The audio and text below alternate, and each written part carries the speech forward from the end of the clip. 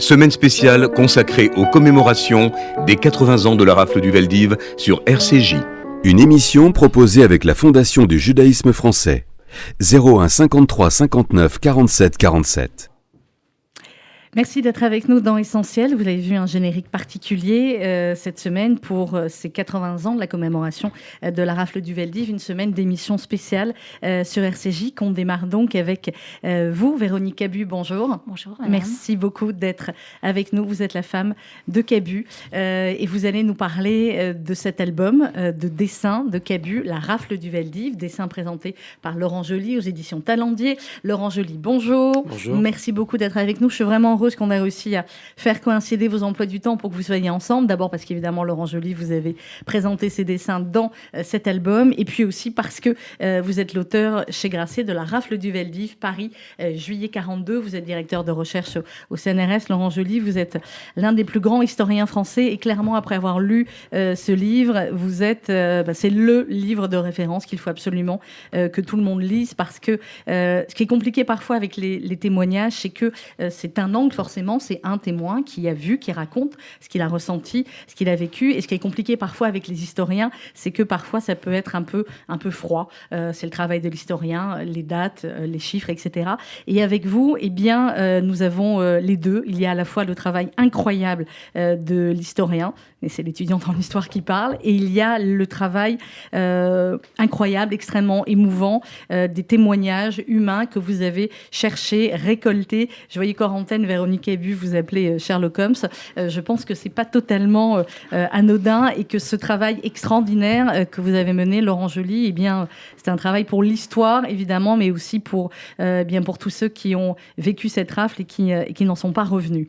D'abord, Véronique Cabu, je voudrais que vous nous racontiez ces dessins de Cabu qui sont... c'est un génie, votre mari, vous me l'avez dit aussi en antenne, et Dieu sait si on partage cette impression ici.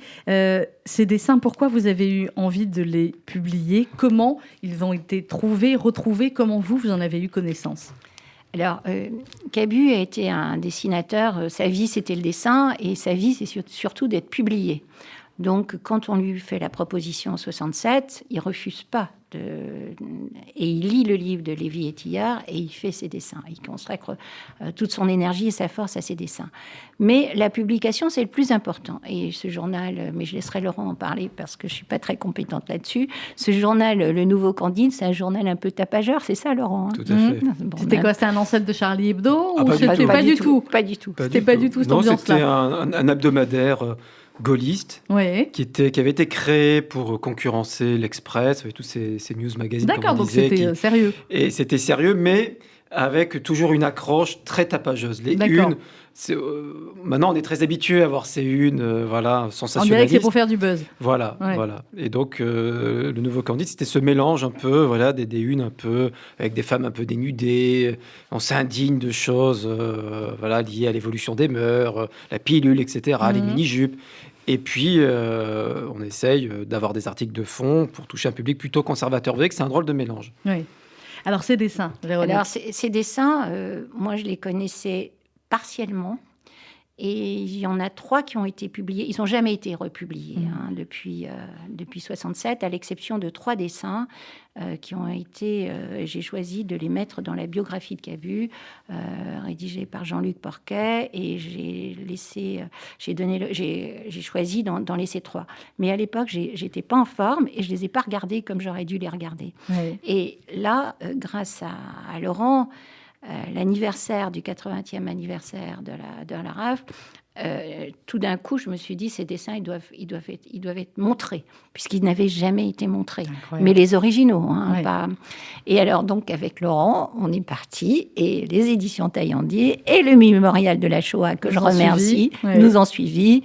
Et puis, tout le monde s'est mis autour de la table. Je dois dire que c'était un peu compliqué, mais tout le monde a joué le jeu, et vraiment, je remercie toutes les équipes, et du Mémorial et de chez Taillandier aussi, de Taillandier. Laurent Joly, c'était quoi, votre réaction quand vous avez vu ces dessins pour la première fois? Ah oui, j'ai oublié de raconter ça. Oui, c'était un rendez-vous inoubliable parce qu'on a un rendez-vous dans un lieu à Paris où sont ces dessins. C'était assez compliqué pour les voir. Et donc, on se retrouve dans une salle et les dessins sont déballés. Moi, je ne les avais jamais vus. Ouais. Le Nouveau Candide, c'est pas un canard qu'on trouve facilement dans les brocantes. Je l'avais pas vu en bibliothèque. Je savais que Cabu avait fait ces dessins. J'avais vu les archives de Claude Lévy, mais Claude Lévy avait dû garder dans sa famille. Voilà, il avait dû garder ces exemples. Donc, alors qu'il y avait tous les articles sur son livre, il n'y avait pas le Nouveau Candide. Donc, j'avais jamais vu ces dessins. Je savais même pas à quoi ils ressemblaient. Enfin, je connais évidemment la patte de Cabu. Mais là, c'est plus que la patte de Cabu. On est au-delà. Ouais. On est largement au-delà. Donc, c'est vraiment un choc, vous vous rappelez. Oui, très bien. Et puis, surtout, évidemment, je reconnaissais des scènes qui étaient dans le livre de Lévy et Thiard, puisque je connais bien le livre de Lévy et Thiard. Et d'autres scènes qui ne sont pas dans le livre de Lévy et Thiard, mais qui sont des scènes, on va dire, emblématiques, comme par exemple le départ du premier convoi des raflés des 16 et 17 juillet 42 qui part de Drancy. Le 19 juillet 42, il y a les femmes qui jettent le pain parce que c'est quasiment que des hommes qui partent dans ce premier convoi. C'est une scène absolument extraordinaire. Et le dessin de Cabu est absolument génial et d'une force. Enfin, on a l'impression que c'est une photo, quoi. C'est très, très fort. Donc, voilà. Et Véronique me dit à l'époque, il faut que ce soit montré aux jeunes. Voilà, c'était votre... Et donc, il faut faire à la fois une exposition et un livre qui soit... Voilà, accessible au plus grand nombre. Donc, on est parti. Et c'est vrai que le Mémorial de la Shoah était le lieu indiqué parce que moi, je travaille avec le Mémorial de la Shoah depuis des années. Le Mémorial de la Shoah accueille beaucoup de publics scolaires. C'est ce que dit Véronique. Vous savez, surtout à Paris, le Mémorial de la Shoah à Paris, parce qu'il y a c'est aussi à Drancy, c'est aussi à Orléans. Le Mémorial de la Shoah rayonne un peu partout. Mais à Paris, c'est là où il y a... Véronique me dit, il faut que ce soit Paris, il faut que ce soit là où viennent le plus les élèves. Voilà. Et Jacques Fredge a accepté de bousculer la programmation du mémorial pour faire cette expo. Et on a réussi à faire ce livre très, très rapidement.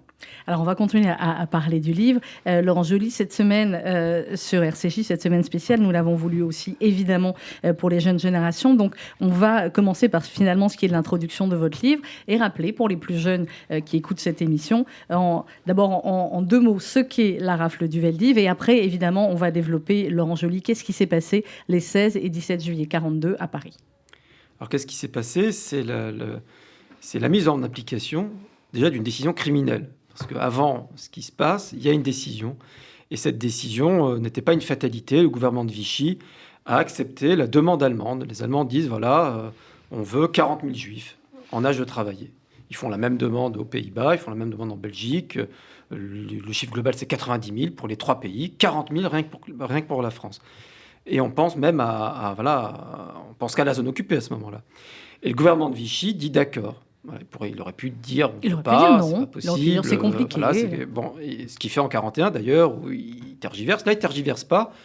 Le chef de la police de Vichy, René Bousquet, accepte à deux conditions. La première, c'est qu'on laisse les autorités françaises contribuer à la sélection des victimes, donc, parce que les Allemands ne font pas de distinction, évidemment, français et étrangers. Donc, Bousquet dit, vous nous laissez les choisir, et, deuxième condition, vous nous laissez faire. C'est-à-dire plus d'opérations mixtes, comme en 41, avec les premières rafles, on a des Allemands, on a des Français, donc c'est 100% police française. Donc voilà, là, c'est la base, c'est l'organisation. Et après, ça va devenir la plus grosse opération qui a jamais eu lieu en Europe de l'Ouest, parce qu'on voit bien que c'est à Paris qu'il y a le plus de Juifs. Et puis surtout, comme on a la possibilité de mobiliser, du fait de l'accord entre Bousquet et les Allemands, la police parisienne, on décide de frapper un grand coup. Et donc de viser 35 000 personnes. Parce qu'en vérité, la rafle des 16 et 17 juillet 42 vise 35 000 personnes, 27 000 juifs et juifs de plus de 16 ans, apatrides, essentiellement polonais, jusqu'à 55 ans pour les femmes, 60 ans pour les hommes. Toutes ces catégories-là sont négociées entre les Allemands et Vichy. Et il y a aussi les enfants qui viennent en plus, qui ne sont pas comptés. Les Allemands ne les demandent pas dans l'immédiat. On demande des Juifs et Juives en âge de travailler. Donc plus 10 000 enfants. Donc vous voyez qu'il n'y a absolument pas d'équivalent ailleurs en Europe de l'Ouest d'une telle opération. Ce que vous dites, Laurent Joly, et on va aller au fur et à mesure dans le livre, ça c'est le chapitre sur la décision, vous montrez bien en fait clairement la différence entre 1941 et 1942. Parfois on se demande comment un événement en a amené un autre pendant toute cette période-là. Là vous dites en 41 il s'agit d'interner des hommes juifs en âge de travailler, action presque banale dans la France de Vichy. En 1942, l'objectif est de déporter des familles entières, principalement des femmes et des enfants, vers une destination qu'il est impossible de ne pas imaginer comme éminemment périlleuse. C'est quoi la différence entre 1941 et 1942 ? C'est Laval et Bousquet ?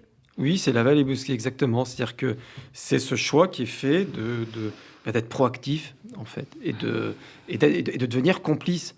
Parce que, et en plus, la finalité de ce qui attend les personnes qu'on va arrêter n'est pas la même.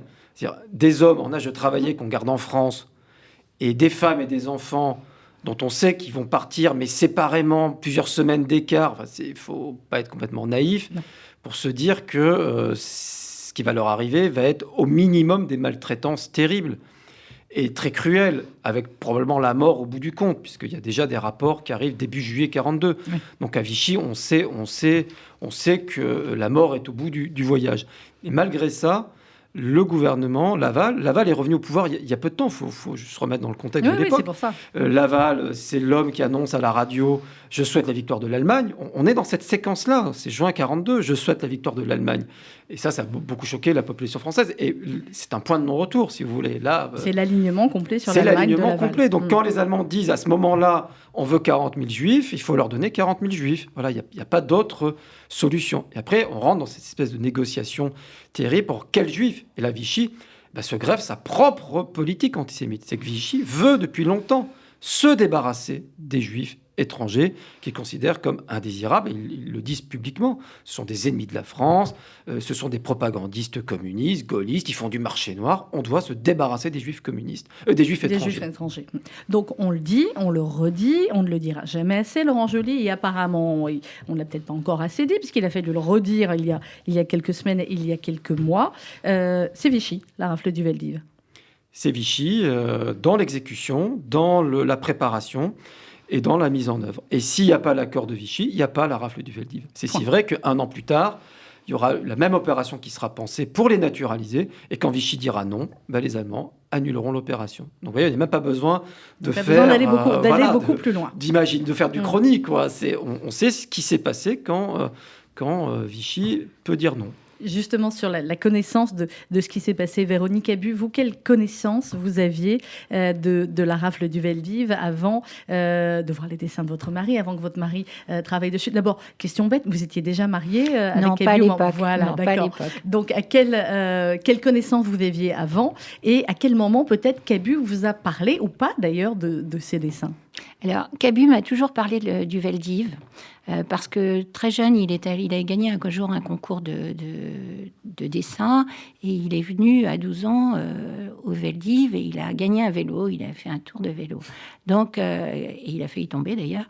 Et il a été marqué par ça, parce qu'en 67, quand il fait ces dessins, il prend conscience de ce qui s'est passé.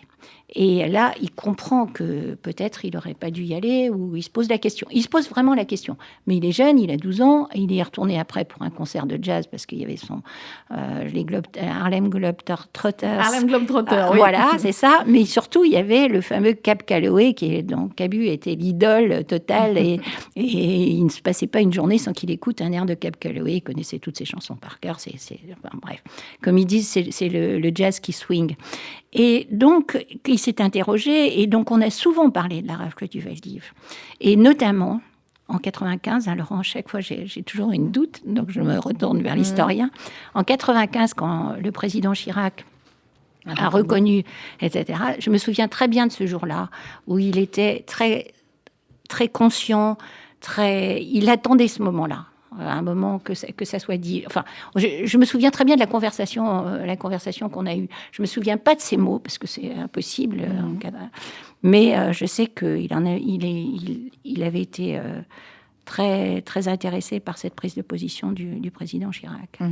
Et comment? Et on en parlera mercredi, notamment avec Frédéric Salabarou. J'ai lu, moi, votre livre, Laurent Joly, d'abord, et ensuite j'ai lu, alors je ne sais pas si c'était le bon ordre à faire ou pas, et ensuite j'ai lu la BD, mais c'est vrai que je pense que c'est peut-être le bon ordre parce que, effectivement, il y a beaucoup, beaucoup plus de détails dans votre livre, forcément, que dans la BD, et néanmoins, on retrouve beaucoup de textes, effectivement, et de personnes, en fait, dont vous parlez dans le livre et qu'on revoit effectivement dans la BD, les clandestins, Margem, Lichtenstein, pardon pour le nom si je l'écorche, et sa fille Sarah, et d'autres comme ça que finalement Cabu avait dessiné aussi. Oui, alors il y a certains, on les retrouve. Sarah, elle n'est pas dans mon livre, parce que justement, comme elle était elle est dans l'un des fils rouges, puisque probablement Cabu s'inspire du témoignage de sa mère, c'est sa mère qui témoigne en 67 pour les centres de rassemblement.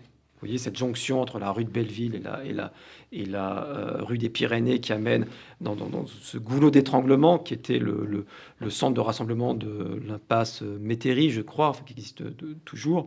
La fuite, puisque Margem s'est enfuie, sa fille juste avant, et quand la fille est partie, la mère enfin se dit, bon, bah, ça y est, ma petite est en sécurité, elle est partie, je vais pouvoir moi maintenant m'échapper. Et Cabu fait un dessin extraordinaire où on voit l'effroi de la mère qui se retourne, qui est une sorte de soulagement. Et ça, c'est vraiment raconté. Enfin, c'est vraiment là, on est dans le Cabu qui retranscrit vraiment jusqu'au plus sensible de l'émotion, vraiment très fidèlement ce qui est raconté par un témoin. Et donc voilà, elle est Sarah. En plus, Sarah Montard, je l'ai bien connue. Et elle est décédée à 94 ans. Pendant que je terminais ce livre. Et même le texte, le troisième texte, puisqu'on a fait aussi un texte sur la vie clandestine. Sa vie clandestine à Paris avec sa mère jusqu'à sa déportation en 1944. Alors, vous racontez, Laurent Joly, dans La rafle du Veldiv, aux éditions Grasset, vous dites aussi qu'il y a eu finalement beaucoup d'erreurs dans les premiers temps sur la manière dont on a parlé du Veldiv, dont on a raconté l'histoire, des erreurs dans certains livres et des erreurs qui sont restées. Et malheureusement, certains livres d'histoire, qui ne sont pas aussi pointilleux que vous, reprennent d'anciens livres d'histoire où il y avait déjà des erreurs. C'est compliqué de démonter tout ça ? Je veux dire, c'est... Moi, je ne suis pas un pion, je ne suis pas en train de dire tel en fait des fautes. Mais c'est vrai qu'à partir du moment où vous avez un livre de référence, le livre de 67 de Lévy et Tillard, qui était le livre qui existait sur le sujet, forcément, les autres n'ont pas le temps de revérifier. Vous avez pris le temps. Reprennent. Donc moi, comme évidemment, j'ai consacré mon livre sur la rafle du Veldiv, j'ai vu qu'il y avait des erreurs qui circulaient et qui étaient reprises sur les équipes d'arrestation, sur la dénomination erronée, opération Vin Printanier. Ça ne s'est jamais appelé Vin Printanier. Ça ne s'est pas du tout appelé comme ça. Enfin, ça ne s'est pas appelé du tout. Il n'y a pas de nom, cette opération. Opération Vin Printanier, ça désignait une opération allemande de 1944 où on vidait les prisons, certaines prisons françaises pour envoyer dans des camps de concentration. C'est une opération très ciblée qui vise des résistants et des résistantes pour l'essentiel. Donc voilà, mais comme c'était un nom qui Opération Printanier, on se dit tiens, c'est le cynisme nazi par rapport aux Juifs, ça rappelle d'autres opérations en Pologne qui avaient un peu ce ton-là. Donc voilà, on a fait cette confusion-là et ça s'est imposé. Voilà.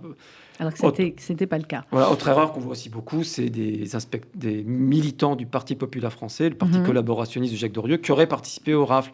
Aux arrestations. Vous dites non, c'est faux. Ce n'est que la police. Mais essentiellement, ce qui manquait, c'était vraiment la compréhension de ce que ça a été comme logistique policière. Alors, parce que là-dessus, on avait l'idée de policiers qui sont un peu des robots, qui appliquent les ordres sans marge, sans aucune marge, et c'est implacable. Ça s'abat sur les victimes. Donc, les deux principales découvertes que j'ai faites, c'est que d'une part, ils avaient beaucoup plus de marge que ce qu'on pouvait l'imaginer, et que de l'autre, le taux d'échec de la rafle est plus important qu'on le pensait, parce qu'on faisait cette erreur énorme qui était de compter les enfants dans les objectifs. Or, les enfants n'étaient pas comptés dans les objectifs. Puisque les enfants sont censés suivre le sort de leurs parents plus tard. Donc, il faut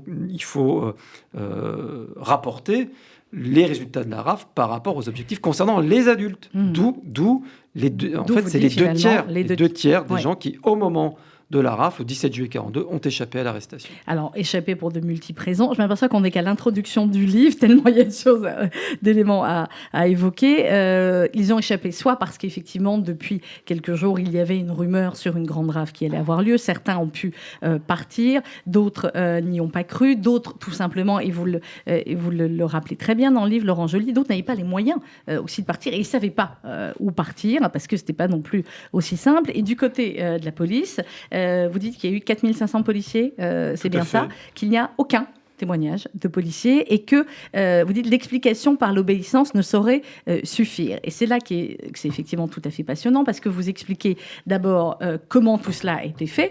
C'était très méticuleux. Apparemment, les préfectures de police n'avaient rien à envier aux nazis. On a sorti les fiches, on a fait les fiches, on a classé les fiches par arrondissement, on a prévenu ensuite les commissaires de police et chacun avait son nombre de fiches par arrondissement. C'est ça ? Oui, tout à fait. Alors, on n'avait aucun témoignage. Moi, j'en ai trouvé dans les dossiers d'épuration où là, pour la première fois, on voit des agents d'exécution, du commissaire jusqu'à il fallait des les gardiens retrouver de la dans les paix, dossiers d'épuration. qui va 3 ans après, puisque la plupart même moins de 3 ans après, ça se passe au début de l'année 45, la plupart des séances de la commission d'épuration de la préfecture de police de Paris, certains sont interrogés sur la rafle du Veldiv et se justifient. Et là, du coup, on voit que l'ensemble du corps a été mal à l'aise, puisqu'on voit même dans la commission d'épuration parfois des gens qui eux-mêmes ont participé à la rafle du Veldiv et qui interrogent des collègues qui eux aussi y ont participé. Et on sent que qu'ils voient bien qu'ils n'avaient pas tellement le choix. Ça, c'est la réalité, évidemment. Ils étaient obligés d'obéir, mais dans la manière d'obéir, il y avait des possibilités, il y avait des latitudes. Voilà, on pouvait ne pas trop ramener de juifs. Il y en a un qui dit ça. On pouvait faire de notre mieux. Revenir sans juifs, c'était pas possible. Mais on pouvait faire de notre mieux pour pas en arrêter trop. On pouvait taper à la porte et si on en entendait qu'ils n'ouvraient pas, ne pas forcément. Exactement. Donc il y a plein de possibilités de micro-décisions qui font que ça va avoir des effets positifs ou pas sur les victimes. Véronique Cabu, ce qui est remarquable dans la BD, Cabu, la rafle du Veldiv, je le redis, aux éditions Talendier, c'est que finalement, Cabu a suivi, comme dans le livre de Laurent Joly, toutes les étapes de cette rafle. À la fois, ça commence avec, je crois que c'est le premier dessin, les équipes d'arrestation, et puis jusqu'à l'évacuation du Veldiv et jusqu'au convoi des femmes de Pithiviers. Là, on était le 3 août 42. Chaque dessin, en fait, correspond à un moment de cette rafle, avant, pendant et après. Oui, bien sûr, mais c'est la chronologie aussi du livre de Tillard et Lévy, non, Laurent C'est la chronologie des événements. C'est la chronologie des événements. Et donc, il illustre à sa manière. Alors, j'ajouterais quelque chose qui m'a frappé, c'est qu'il emploie le terme illustration. Oui. Et là, on n'est pas dans le Cabu politique, le Cabu caricaturiste, le Cabu qui est là pour faire rire et réfléchir. On est ailleurs. On est dans vraiment, et ça c'est extrêmement frappant. Et d'ailleurs, il écrira plus tard, en 67, qu'il a fait des cauchemars en illustrant ce livre. Et je pense qu'il en a été resté marqué pendant toute sa vie, y compris les deux choses qui l'ont marqué, c'est l'illustration du livre de Lévy et Tillard et son service militaire en Algérie de 27 mois. C'est ce que vous racontez aussi, qu'on a pu lire également dans ces illustrations, dans ces dessins. Effectivement, Véronique Cabu, on voit tout le génie de Cabu. Et ce qui est absolument incroyable, je prends ce dessin par exemple, où ce sont des dessins de groupe, où on voit des dizaines et des dizaines de personnes. Et il y a cette impression que dégage le dessin du groupe, comme ça, de personnes, avec les étoiles jaunes.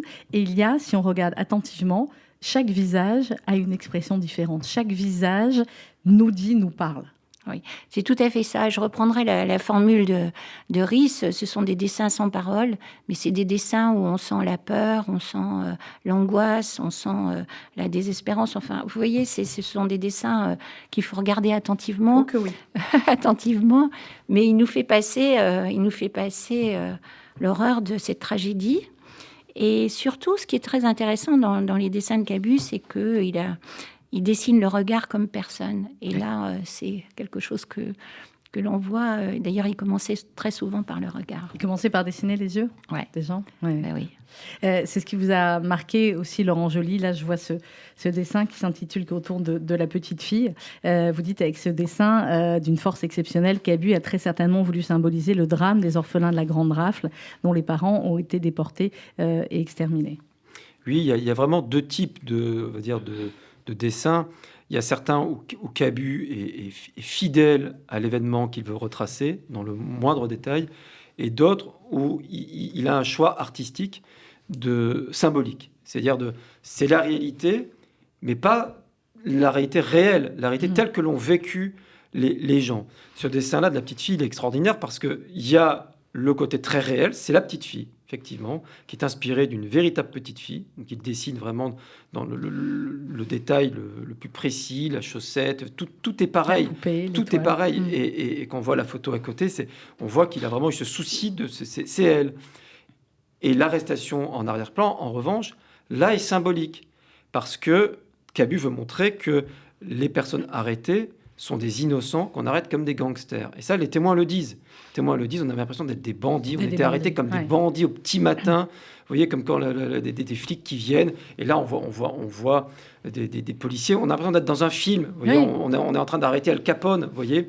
Et ça, cette symbolique-là, on la retrouve dans un certain nombre de dessins où, plus que la réalité, c'est la manière dont cette réalité a été vécue, le ressenti des victimes. Donc le ressenti des victimes, on le voit dans les regards, mais on le voit aussi dans ces partis pris les équipes d'arrestation. On voit 5 personnes alignées et devant, dans une rue sombre. Ouais, un homme. Donc on dirait l'affiche d'un film de bandits. Donc vous voyez, là, c'est pour montrer la disproportion de la victime face à plein de... Évidemment, les arrestations ne se passaient pas comme ça, mais vous voyez, donc ça, je trouve que c'est très fort parce que c'est parti pris. Et ça, c'est ce que disait Riz dans Charlie Hebdo, c'est que l'artiste, il fait passer par son talent artistique, il fait passer une réalité que si on la décrivait juste platement, on la comprendrait moins bien. Forcément, et c'est le génie de Cabu. Oui, est-ce que je peux me permettre de rajouter quelque chose? C'est qu'il n'y a qu'une seule photo du Veldiv. Oui. Et donc, les dessins de Cabu, ils expliquent ce que Laurent vient de dire. C'est ça, c'est exactement ce qu'on a voulu, hein, Laurent. On sait qui a fait cette photo, Laurent Joly. Je suis en train de travailler là-dessus parce que c'est une obsession. C'est une obsession. Vous voyez, maintenant, je peux vous dire, je sais d'où elle a été prise, le numéro de la rue, l'étage. Alors, est-ce que c'est un reporter? On sait que le crédit, c'est Paris Midi. Donc, la presse collabo était là pour couvrir cet événement.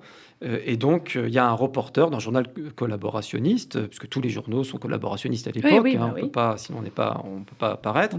Donc, de Paris Midi. Donc, c'est crédité Paris Midi. Alors, est-ce que c'est le reporter qui a obtenu de la concierge de monter dans les étages? Parce qu'il y avait un restaurant, en fait. Et au début, je pensais que ce restaurant, mais en fait, ce restaurant, il est fermé en juillet 42. Il a fait faillite en 39. Il est fermé jusqu'en 43. Donc, c'est pas possible. Donc, c'est pas le restaurant. Donc, voilà, c'est peut-être la concierge. Ou alors, est-ce que c'est un habitant qui a pris une photo et qui l'a envoyée et qui l'a donnée au journal, d'où le fait effectivement qu'il y a cette anomalie, c'est que quand on voit le fond à la bibliothèque municipale de la ville de Paris, la bibliothèque historique de la ville de Paris, il n'y a qu'une seule photo, ce qui est bizarre parce qu'il devrait y en avoir plusieurs.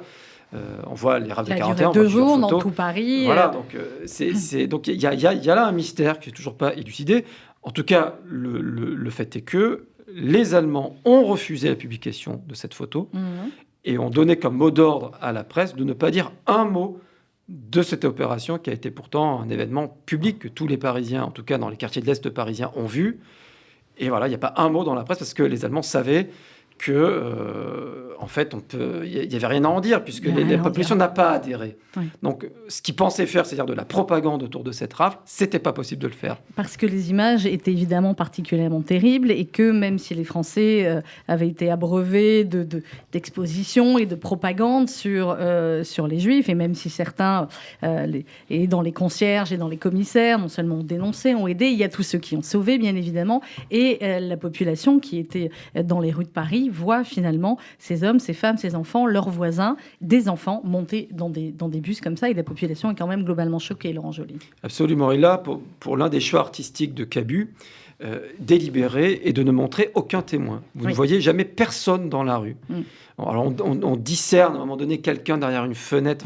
On ne sait même pas si c'est un être vivant, mais il y a jamais aucun. Donc là, pour bien montrer, vous voyez ce choix-là de l'artiste de dire voilà, les victimes sont seules, isolées, et face à elles, une machine implacable.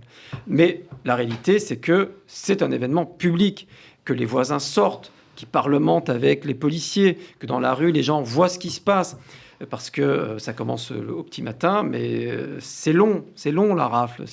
C'est long avant en préparation, ce qui a pu déroulé, permettre effectivement le déroulé est long, et puis ça continue après. C'est ce qui est remarquable aussi dans votre livre, Laurent Joly, c'est que pour nous, pour ceux qui ne sont pas des spécialistes comme vous, ça s'arrêtait finalement au 17 juillet 42, et non, vous racontez, et on y reviendra, ce qui s'appelle la traque, où après, les arrondissements, les commissaires qui n'avaient pas ramené assez de juifs, et on leur disait non mais retournez-y, peut-être ils sont cachés, ils sont revenus, etc. Il y a des histoires totalement bouleversantes. Moi, l'histoire de la dame qui est revenue alors qu'elle était partie et qui est revenue parce qu'il fallait payer son loyer et qu'elle avait peur de... Enfin, on se dit, mais c'est incroyable, quoi. Oui, il y a plein de scènes incroyables parce que voilà, c'est en fait chaque individu a sa propre trajectoire de survie ou de prise au piège. Et c'est vrai que la rafle du Veldiv a eu lieu le 16 juillet 42 et la veille c'était le paiement du terme. Le terme, c'est à l'époque on payait le loyer tous les 3 mois. Donc on le payait le 15 juillet. 15 avril, 15 janvier, 15 octobre. Vous voyez. Et là, c'était la date du paiement du terme. Et il y a des gens qui sont revenus, et des témoins connus le racontent. Julia Valac, c'est ce qui arrive à sa mère. Oui. Et mon ami Charles Trémille, c'est aussi ce qui arrive à sa mère. Lui, il reste à la campagne avec son père. La mère se dit, il faut quand même qu'on paye le loyer parce qu'il faut qu'on garde notre appartement au cas où. Donc elle vient. Et évidemment, comme les Juifs n'ont plus le droit de sortir après 20 heures, quel couvre-feu, on va rester, on ne prend pas le risque, on va rester, elle reste avec, je crois, 1 ou 2 de ses fils, et le 16 juillet au matin, ils sont pris. Voilà. Alors, il y a toutes ces histoires de famille, ces moments, effectivement, qui se jouent à une seconde près, parfois. Il y a tous ceux qui ont, alors on l'a dit, collaboré, il y a tous ceux qui ont sauvé aussi, qui ont prévenu avant, qui ont essayé le jour même aussi d'agir pour protéger leurs voisins ou leurs amis ou les cacher. On peut les dénombrer, ceux-là, Laurent Joly, ou c'est compliqué? Parce qu'on peut dénombrer, voilà. C'est ce que vous avez dit, c'est les 2 tiers qui ont été sauvés. Maintenant, on sait précisément... j'ai même les chiffres grâce au mémorial de Serge Klarsfeld, puisque vous savez, le mémorial de Serge Klarsfeld, c'est un énorme livre. Mais en 4 tomes. Voilà, mais c'est d'abord une base de données informatique. Et donc, Serge Klarsfeld, avec Alexandre Doulu, que vous entendrez tout à l'heure, qui est un ami, j'ai pu obtenir la base informatique. Et donc, comme on connaît les objectifs arrondissement par arrondissement, on croise avec la base de Klarsfeld, qui est par adresse. Enfin, on fait un croisement très simple. Informatique, et donc j'ai pu obtenir les résultats arrondissement par arrondissement de la rafle du Veldiv. Donc on sait précisément combien ont été arrêtés, et on peut relier ça à différents facteurs. On se rend compte que c'est au cœur de Paris que les gens ont davantage échappé. 27% seulement des gens ont été arrêtés dans les 11 arrondissements centraux, 36 entre le 12e et le 20e. Donc, vous voyez, plus un arrondissement est étendu, plus ces gens sont dispersés. Et puis, en banlieue, en revanche, là, les gens étaient davantage pris. Il y a plein d'explications. Voilà, je les donne, mais voilà, on peut vraiment comprendre et quantifier donc, il reste 15 000 personnes qui sont à trouver. Et donc, il y a une rafle après la rafle qui continue. Ça, c'est vraiment la principale découverte que j'ai faite, parce que je l'ignorais complètement. La traque, je connaissais, qu'on a cherché, qu'on a créé des brigades spécialisées pour arrêter les Juifs de manière globale, mais qui a eu des procédures spéciales pour arrêter juste ceux qui avaient échappé à la rafle du Veldiv, c'est-à-dire la fameuse circulaire 173-42 des catégories juifs polonais de 2 à 55 ans, de 2 à 60 ans pour les femmes, de 55 ans pour les hommes. Ça, c'est quelque chose que j'ignorais avec les mêmes équipes qui avaient opéré 16 et 17 juillet. Et on l'ignorait tellement que on avait cette erreur sur le chiffre. Les 13 152, ce qu'on voit sur les plaques ou ce qu'on entend dans les discours, c'est en fait le résultat au 20 juillet 42. Parce que ça continue. Et en fait, l'opération ne s'arrête pas. Elle s'arrête à la fin du mois d'août 42. Et là, on a arrêté 14 000 personnes. Et après, on se dit, on ne va pas retourner indéfiniment chez les gens. Donc, on rend les fiches à l'administration centrale, et puis c'est la traque, voilà. C'est l'autre traque. Alors dans le livre, évidemment, Laurent Joly, et dans les dessins de Cabu, il y a l'arrivée au Veldiv, il y a ce que les témoins, les rescapés racontent, et qui est en fait complètement inracontable tout le temps. Il y a ce dessin là de l'enfer du Veldiv, et là aussi ce que je disais tout à l'heure, Véronique Cabu, là je sais pas, il y a peut-être des centaines de personnages dans le dessin, et et chacun, voilà, vous pourrez regarder, chaque visage a une expression. Il y a les enfants, il y a les bébés. Et il y a ce témoignage dans votre livre de Clara Garnec, Laurent Joly. Nous avons demandé à Lou Cohen, qui est l'une de nos jeunes journalistes, de lire ce témoignage. Écoutez bien, Clara Garnec raconte, et c'était une lettre qu'elle a fait le 18 juillet 42. Cher oncle, tante et cousine, de mots pour vous dire que nous avons été pris jeudi à 3h30 et on nous a conduits au vélodrome d'hiver. Nous sommes très malheureux. À chaque instant, il y a de nouveaux malades, il y a des femmes enceintes, des aveugles. Nous couchons par terre. Hier, on nous a donné du lait pour les enfants de moins de 10 ans, une tartine de pain, une tablette de chocolat, une madeleine, des pâtes. Je ne sais pas si on pourra supporter encore longtemps ceci. Maman n'en peut plus. C'est encore plus abrutissant que toutes les femmes racontent des choses qui ne tiennent pas debout, et au lieu de se remonter, elles se descendent, et celles qui ont un peu de courage, elles le perdent petit à petit. Je ne peux pas en écrire plus long, et nous espérons vous revoir bientôt. Jeannot pleure tout le temps parce qu'il veut retourner à la maison.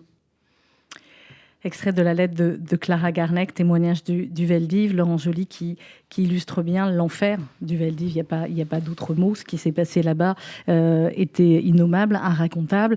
Les hommes, les femmes, les enfants en pleurs, rien à manger, rien à boire, l'angoisse absolue de savoir ce qui allait leur arriver. Il y en a eu beaucoup des témoignages que vous avez pu recueillir comme ça ensuite, ou finalement assez peu par rapport au nombre de personnes qui étaient. Très peu. Karen Tayeb, au mémoire de la Shoah, a recensé une quinzaine de lettres, dont celle-là. Au total, il y en a peut-être une vingtaine aujourd'hui, parce que dans certains fonds privés, certaines personnes en ont gardé chez elles. Donc, moi, j'en ai 20 au total. Donc, on n'en a pas plus. Or, on sait que des centaines de lettres sont sorties du vélodrome d'hiver parce que les pompiers avaient accepté, les pompiers qui étaient sur place, ils ont accepté, on le sait, d'apporter de l'eau. Oui. C'est grâce à eux qu'il y a de l'eau au Veldiv, parce qu'au départ, il n'y a pas du tout d'eau. Et ils ont aussi accepté, certains d'entre eux, de sortir. Et donc, il y a un pompier qui raconte qu'il a sorti 500 lettres. Donc, on sait qu'il y en a plein qui sont sortis. Moi, est-ce qu'on sont arrivés à destination? Et puis surtout, les gens eux-mêmes ont été arrêtés après. Donc, ces lettres ont disparu. Donc, on en a une vingtaine. C'est des témoignages vraiment très rares, très précieux.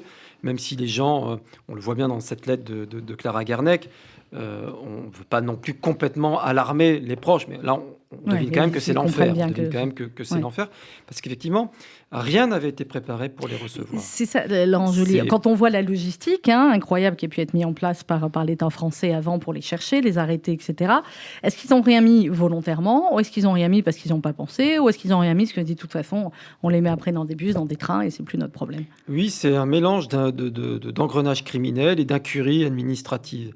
Parce que interner massivement des gens au Veldiv, on sait faire, on a déjà fait en 1940. L'armée avait ordonné l'internement des ressortissantes allemandes. Donc pays ennemis, vous voyez, c'est la guerre, donc en mai 40. Donc il y a des milliers d'Allemandes qui ont été internées, et dont d'ailleurs beaucoup de Juives. Et d'ailleurs, dans mon livre, je publie une photo d'une rescapée du Veldiv, revenue de déportation, qui a été 2 fois au Veldiv. En 40 comme allemande et en 42 comme juive. Oui, dites-moi. Et qui, donc c'est des cas rares parce que, comme vous le savez, c'est les familles qu'on emmenait au Veldiv. Et en 40, évidemment, il n'est pas question d'interner des femmes avec des enfants. Enfin, c'est une chose qu'on ne fait pas. Donc voilà, c'est des adultes sans enfants. Il y en a très peu qui ont fait 2 fois le Veldiv. Et donc, en 40, on voit quand même que l'armée, c'est absolument pas le paradis du tout. C'est des conditions très mauvaises. Non, on est d'accord, mais c'est autre chose. On prévoit quand même de la literie, on prévoit de la nourriture. Enfin, c'est le minimum pour accueillir des gens. De la paille, voilà. Là, rien n'est prévu. Parce que d'une part, on s'imagine que les gens vont appliquer... Parce que quand vous regardez les consignes d'arrestation, vous voyez que les gens devaient amener avec eux 3 jours de vivre. Voilà, ils mettent exactement ce qui doit rentrer dans la valise. Ça devait suffire pour les gens avant qu'on les envoie à Pithiviers, à Bonne-la-Rolande. Puis ils devaient aussi venir avec des couvertures, puis ils devaient aussi venir avec des draps. Mais vous pensez bien que les arrestations ne se sont pas passées exactement comme c'était prévu. Et puis des gens, tout le monde n'a pas 3 jours de vivre chez soi, comme ça. Donc c'est effarant de voir le décalage qu'il y a entre cette bonne conscience qu'on se donne en disant non, on a mis 3 jours de vivre, et évidemment, les gens n'ont rien à manger. Et on ne s'en rend pas compte tout de suite. Et donc, c'est que le lendemain qu'on va commencer à donner à manger aux gens. C'est des jeunes qui arrivent, des jeunes du maréchal. Donc, déjà, vous voyez, des jeunes pétainistes en uniforme qui arrivent. Donc, pour les victimes, déjà, et en plus, la presse collabo va voir qu'il y a des jeunes du maréchal qui viennent pour aider les Juifs. Ça fait un scandale et ils doivent partir. Ouais. Donc, les gens sont complètement livrés à eux-mêmes avec quelques assistantes sociales. Il y a quelques médecins qui sont là, des médecins de la Croix-Rouge, des médecins juifs mais qui n'ont pas le droit d'exercer comme médecin, mais comme infirmier. Enfin, vous voyez, c'est vraiment le chaos. C'est le chaos absolu, avec en plus des conditions d'internement qui sont terribles, parce qu'en 40, les Juifs on peut essayer de s'organiser pour être sur le terre-plein central. Il y a une pelouse immense. Oui. Non, les gens doivent rester dans les gradins. Il n'y a que les malades qui ont le droit d'aller sur la pelouse et sur les rares literies qu'il y a. Donc c'est vraiment un naufrage humanitaire, avec en plus là aussi la différence avec 40, cette angoisse qui commence, et Clara Garnec le dit, c'est que les gens se disent mais on va tous nous tuer. Donc il y a en plus un climat anxiogène qui se met, avec des gens qui se mettent à hurler, libérez-nous, dans les micros, on essaye de les calmer. Enfin, c'est vraiment le cauchemar absolu. On va écouter un autre extrait lu par une autre de nos jeunes, RCJ, Luna Rose d'Haussmann. C'est le témoignage de Annette Krasger, qui avait 13 ans et qui était internée à Pithiviers et qui raconte ce moment effectivement de séparation entre les mères et les enfants. C'est épouvantable. Les enfants s'accrochent aux robes des mères. Les gendarmes veulent absolument que les mères se mettent deux par deux. Et ils s'énervent. Nous allons passer je ne sais pas combien d'heures, de temps, de chaque côté des barbelés. Les mères d'un côté, tous les enfants de l'autre, sous le soleil de la journée. Les gosses essayent de parler à leur mère à travers les barbelés. Et puis après, on est rentré dans les baraques. Les enfants étaient dans un état épouvantable. Il n'y avait plus que des gosses dans la baraque. Les enfants étaient devenus ce que j'appelais, après, quand j'ai fait médecine, des enfants autistes. Ils ne voyaient plus personne. Ils ne riaient plus. Ils ne souriaient plus. Ils ne pleuraient plus. Ils étaient enfermés complètement dans leur douleur. Le témoignage de cette jeune fille qui avait 13 ans, internée ensuite à Pithiviers. Alors, il y a ces moments terribles que vous racontez, Laurent Joly. Vous parlez notamment de Jenny Plocky. Et vous dites qu'elle précise dans un autre livre que lui avait commencé une romancière, qu'elle a en fait 2 heures pour parler avec sa mère. Ma mère me dit tout ce qu'elle pense devoir me transmettre. Ce sont les 2 heures les plus importantes de ma vie. Tout ce que je dois savoir, tout ce qu'elle sait de la vie. Pendant tout ce temps, mon père lui tient la main. Ce sont ces moments-là aussi, racontés dans un livre d'historien, Laurent Joly, qui permettent de se rendre compte de ce que ça a été réellement. Oui, et c'est d'autant plus émouvant que ces témoins sont encore vivants. On les entendra ce soir pour ceux qui vont regarder. Ils vont alors vraiment, c'est peu de dire qu'on vous incite à regarder ce documentaire réalisé par David Cornbrosa et vous-même, Laurent Joly, France 3, 21h10. Donc on entendra certains de ces Tout à fait, on entend Jenny Plocky. Parce que, en fait, il y avait une contradiction dans les circulaires sur le sort des enfants. Les enfants pouvaient sortir, disait une circulaire, et une autre disait non, les enfants doivent rester avec leurs parents. Donc laquelle des deux appliquer ? Et à Vincennes, en plus, Jenny n'est normalement pas arrêtable. Donc elle, en plus, c'est compliqué, parce qu'elle a 17 ans et elle est française. Si elle avait moins de 17 ans, elle devait accompagner ses parents. C'est très précis. Mais voilà, donc vous voyez, mais là... on se rend compte que la circulaire dit que une deuxième circulaire dit les enfants de moins de 16 ans peuvent sortir si un membre de leur famille n'est pas arrêtable. Or, Jenny n'est pas arrêtable, donc elle peut prendre son petit frère. Voyez. Mais d'autres ont refusé ça, les petits frères restant avec les parents. Donc c'est des drames terribles. Et effectivement, une séparation où Jenny le dit bien, elle sait que ses parents le sentent, ils ne se reverront plus. Il y en a beaucoup qui le disent. Sa mère lui dit tous les conseils qu'on a donnés à une jeune fille qui va vivre sa vie de femme. Donc c'est des moments absolument bouleversants. Annette Krasger raconte quelque chose qui est sans doute pire encore, parce que elle vit le centre de rassemblement, elle vit Veldiv et elle vit Pithiviers avec sa mère. Et alors, ce qui se passe à Pithiviers, c'est vraiment le pire, parce que là, on ne s'attendait pas à recevoir 4000 enfants, parce que ces enfants auraient dû être séparés. Au stade du Veldiv. Le Veldiv n'a de vocation, on a rassemblé les gens au Veldiv que parce qu'il fallait séparer les parents des enfants qui n'étaient pas demandés tout de suite par les Allemands. Et donc ces enfants devaient aller à l'assistance publique. C'était ça qui était dit. C'est pour ça qu'on les a mis là. Mais bon, le préfet de police de Paris s'est dit, ça va être compliqué, il va y avoir des cris, des larmes, puis surtout, on n'a pas arrêté assez de gens.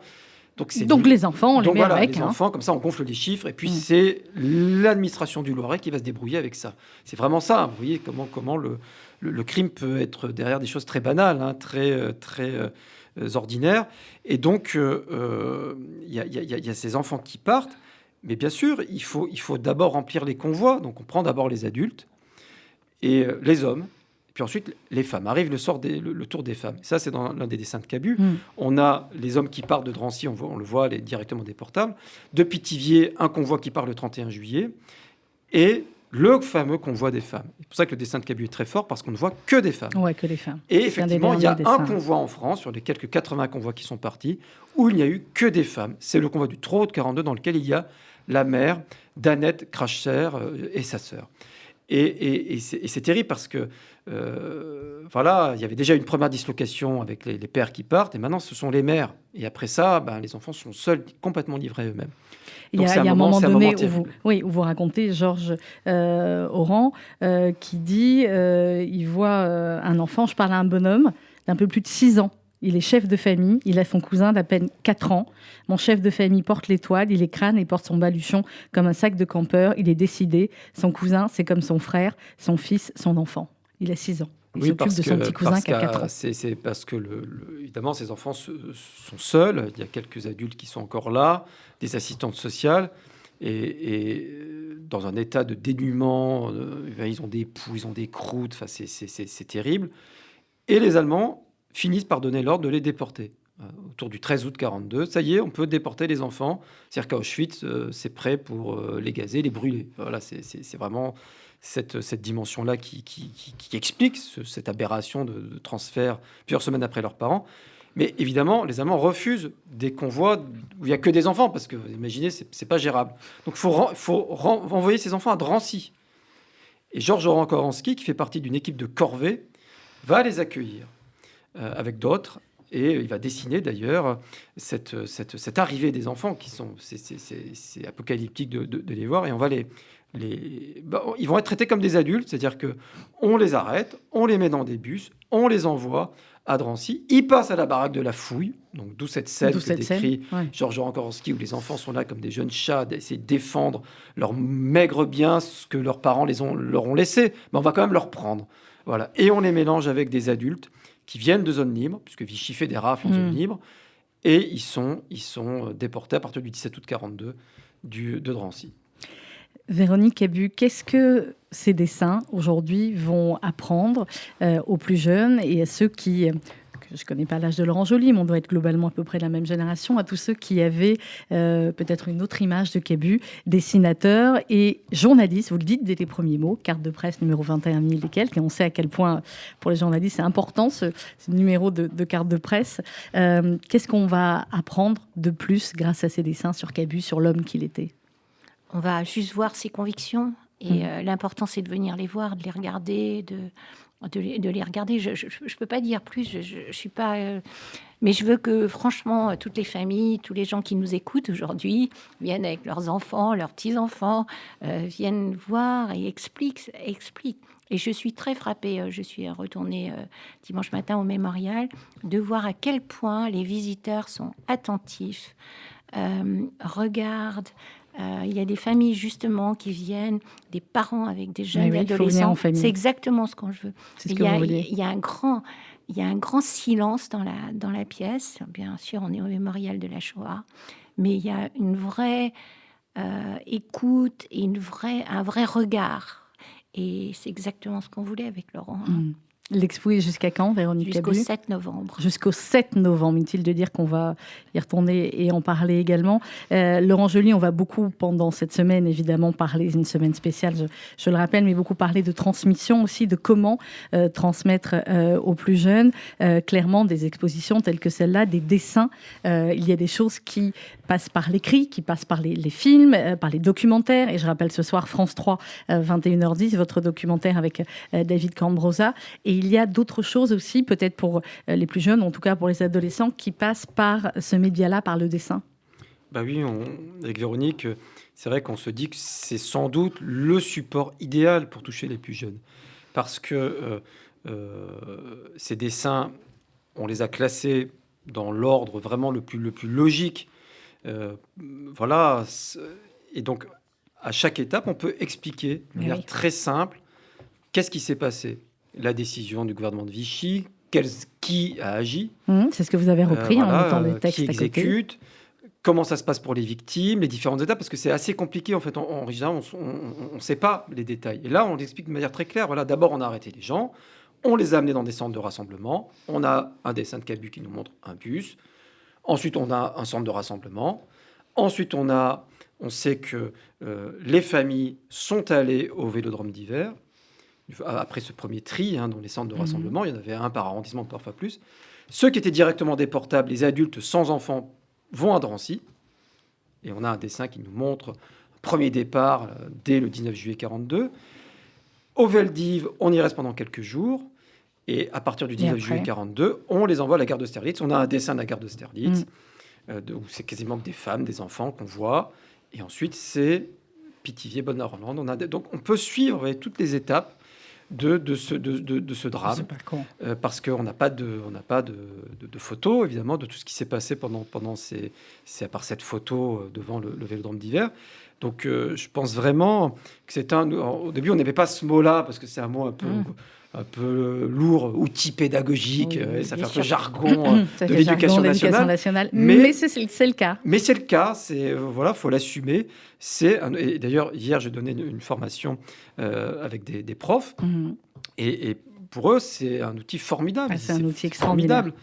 Donc, ça va être utilisé par les profs avec leurs élèves. Il faudrait que ce soit dans les CDI, formidable. Et voilà. Il faudrait que ce soit imposé dans tous les cours d'histoire, cette BD, clairement. Laurent Joly, merci infiniment. Je ne sais pas si vous voyez mes notes. Vous voyez que je n'en suis même pas au 10e de toutes les questions que j'avais prévues. Et on a eu 1 heure. C'est le livre à lire absolument sur cette période. Je vous le disais en antenne.